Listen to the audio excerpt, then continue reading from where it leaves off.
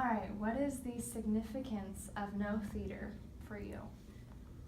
Um, it's the in the world actually the oldest extant professional theater, and it's highly sophisticated and traditional Japanese performing art.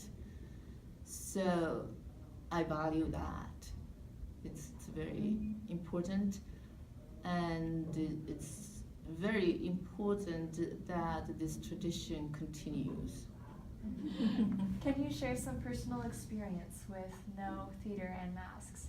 Well, I try to go to see no plays performances whenever I go back to Japan, as often as possible, and every time I go, I'm always in awe. But sometimes I just fall asleep because of like a jet lag. But the my most personal attachment to masks is when I did Midsummer Night's Dream performance production in 2008 and 2009. Traditionally, only the main character should wear a mask, but this is kind of like a hybrid fusion production, so we use two people wearing masks. And in finding these masks, I of course used the internet, here and there. I really wanted masks with quality, but the high quality masks are extremely expensive. What's one thing that I was looking for is, well, this is a character, kind of young and healthy person, and it's usually made of cypress. And then the back is also very important,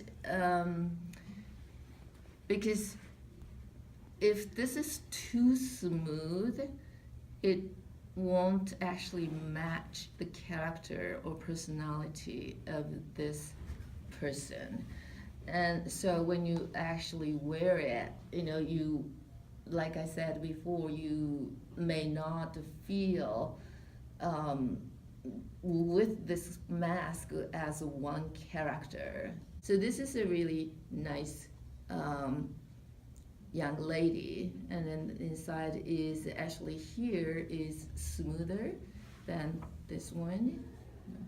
So I remember all this excitement that my students and everyone was just to go like, wow. And then all these main characters, when they actually put the masks, they were terrified because they couldn't see anything. So afterwards, another challenge for these two characters, because they had to actually count the number of steps from here to here, so that they know where they have to stop. And because we didn't have these pillar, yeah, we did have a stage on the floor. It's raised, so that was a challenge. But that was a really, really nice memory that I have, and especially with these masks. Yeah. With that in mind, what are the qualifications to become an actor for no theater? Nowadays, there are 5 schools of no schools that specifically train main actor. So there are always main character and then supporting character, and then supporting character will never wear a mask, because that person is more like a real living person, sort of like representing the audience. And then, so as opposed to supporting actor, the main character often changes its actual existing styles from maybe actual living person to ghost or demon or mysterious world. So there are 5 schools to train to become this main characters or main actor, I should say. But normally, like half of the main characters are family members. So it's a generation to generation, father to son. But you can be trained to become no actor. It takes about 5 to 10 years to be allowed to perform as a no actor. And once you get like instructor's license, then you're not allowed to have other job. That has to be your profession. So you have to dedicate to that profession and train yourself. It's a lifelong training. And because all the movements are so subtle,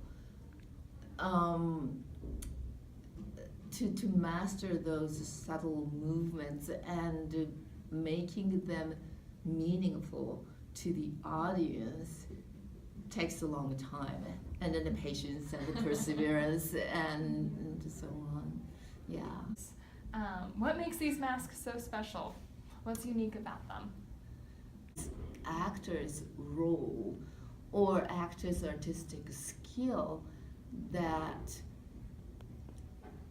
emotions and the feelings actually change, and you can see those looking at those masks.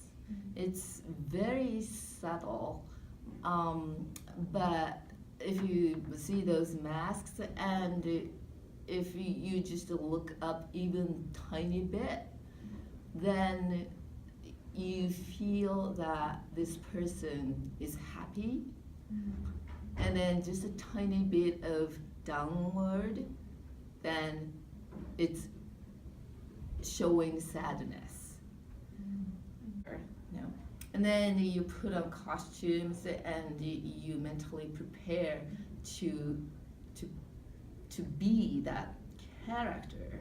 And the last stage is to put on a mask.